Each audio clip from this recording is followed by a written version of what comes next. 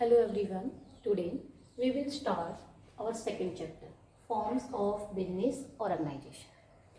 Every student know our first chapter is complete. So today we start our second chapter. Name है forms of business organization. देखो बेटा, forms of business organisation में हम ये discuss करेंगे कि business organisation कितनी फॉर्म का होता है, कितने टाइप्स का होता है. There are the three broad categories of business enterprises: private sector, public sector, joint sector. First आता है प्राइवेट सेक्टर. कहते हैं प्राइवेट सेक्टर एंटरप्राइजेज में वो बिजनेस आते हैं जिनका management and control private individual persons करते हैं. ठीक है, जैसे रिलायंस कंपनी है, टाटा कंपनी है, एक्सेट्रा. यानी प्राइवेट सेक्टर एंटरप्राइजेज में हम उन बिजनेस को इंक्लूड करते हैं जिनका management and control private persons के हैंड में होता है. तो ऐसे बिजनेस को प्राइवेट सेक्टर एंटरप्राइजेज कहा जाता है. जैसे रिलायंस कंपनी है, टाटा कंपनी है. Okay. Second, public sector enterprises. कहते हैं पब्लिक सेक्टर एंटरप्राइजेज में, ठीक है, all those business we include whose management and control are by the state as well as central government is called the public sector enterprises. For example है BHEL, Bharat heavy electric limited, SAIL, ठीक है, steel authority India limited, गेल gas authority India limited. ये आपकी ऐसी कंपनियां होती है जिनका मैनेजमेंट एंड कंट्रोल गवर्नमेंट के हैंड्स में होती है, चाहे वो स्टेट गवर्नमेंट है, चाहे वो सेंट्रल गवर्नमेंट है. थर्ड आता है आपका ज्वाइंट सेक्टर एंटरप्राइजेज. बेटा, ज्वाइंट सेक्टर एंटरप्राइजेज में उन कंपनीज को इंक्लूड किया जाता है जिनका management and control government as well as private persons के हैंड्स में होता है. उसको बोला जाता है ज्वाइंट सेक्टर एंटरप्राइजेज. ओके. फिर आता है स्टेप बाय स्टेप, फर्स्ट को उठाएंगे हम, प्राइवेट सेक्टर एंटरप्राइजेज. कहते हैं प्राइवेट सेक्टर एंटरप्राइजेज में 5 टाइप के फॉर्म ऑफ बिजनेस होते हैं.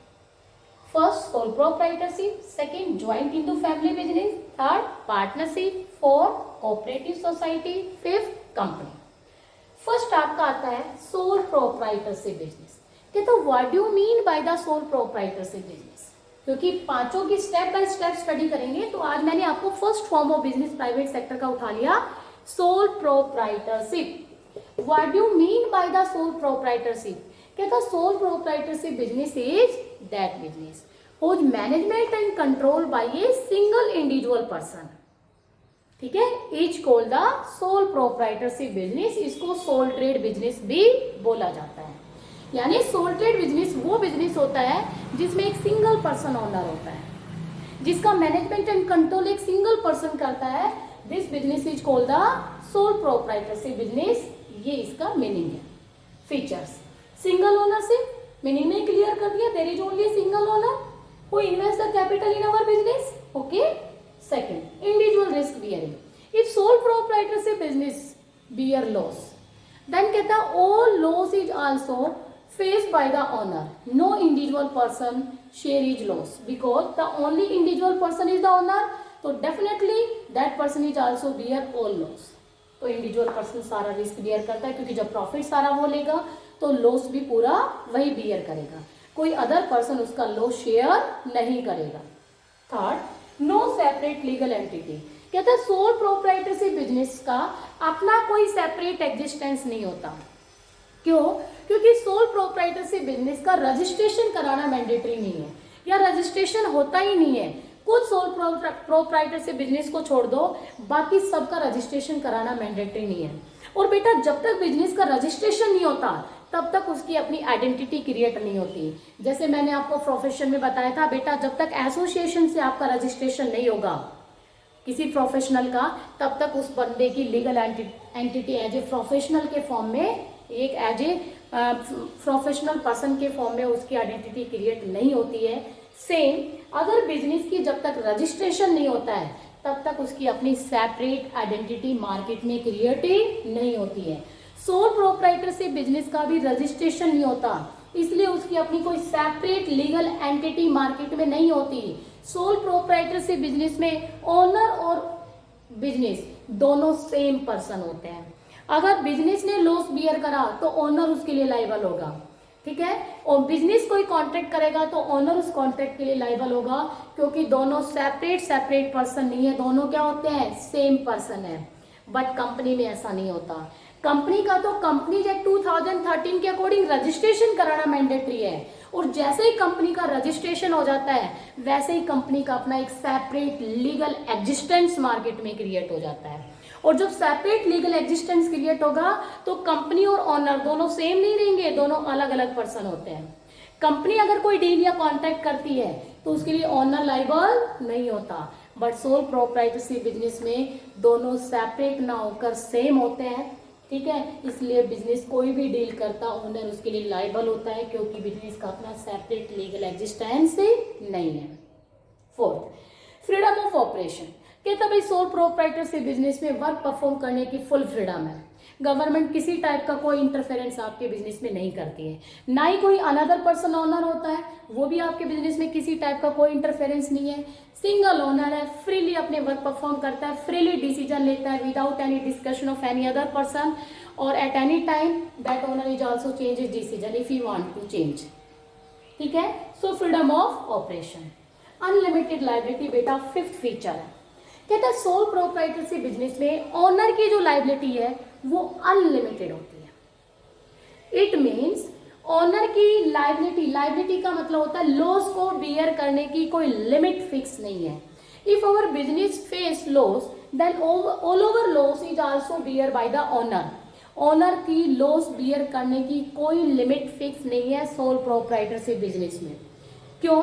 क्योंकि यहाँ पर ओनर और बिजनेस दोनों सेम पर्सन है।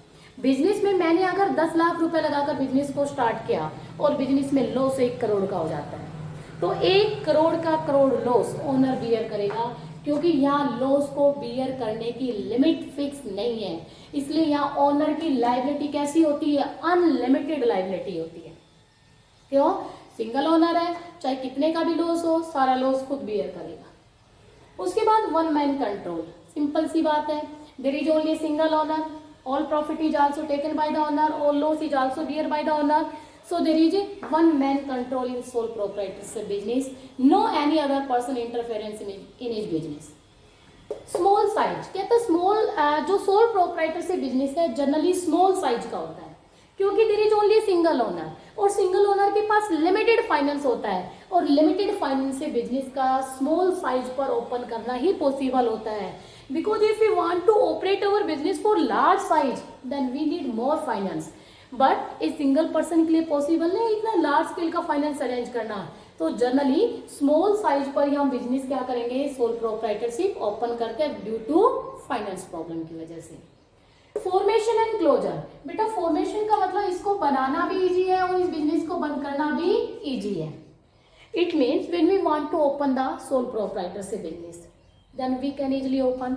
We have no need to take license from the government, we have no need to take the permission from the government, ठीक है। We have no need to fulfil any legal formality, so it is very easy to establish the sole proprietorship business.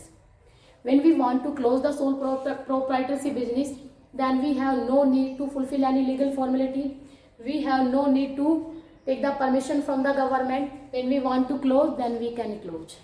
So it is very easy to formation and closure of sole proprietorship business.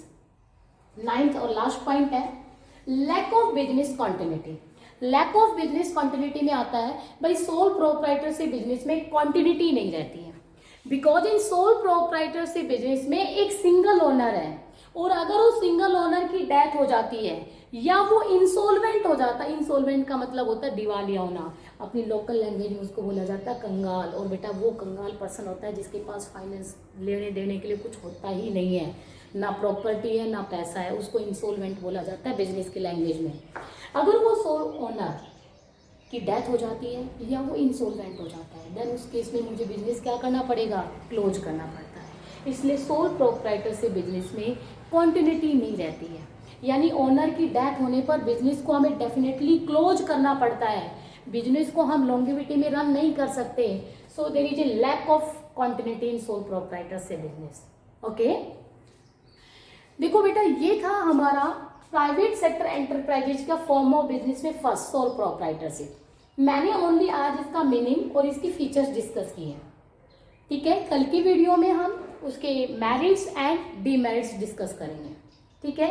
उसके बाद हमारा अगला form of business आएगा second joint Indu, फिर आएगा third आएगा partnership, फिर cooperative, फिर कंपनी, फिर सेकेंड आपका पब्लिक सेक्टर आएगा, फिर थर्ड आपका ज्वाइंट। ऐसे करके स्टेप बाय स्टेप एक एक की स्टडी करेंगे और यही टॉपिक हमारे पूरे सेकेंड चैप्टर का है। पहले तो आप लोगों को कंटेंट समझ आ गया होगा सेकेंड चैप्टर में हम लोग क्या डिस्कस करेंगे, ओके।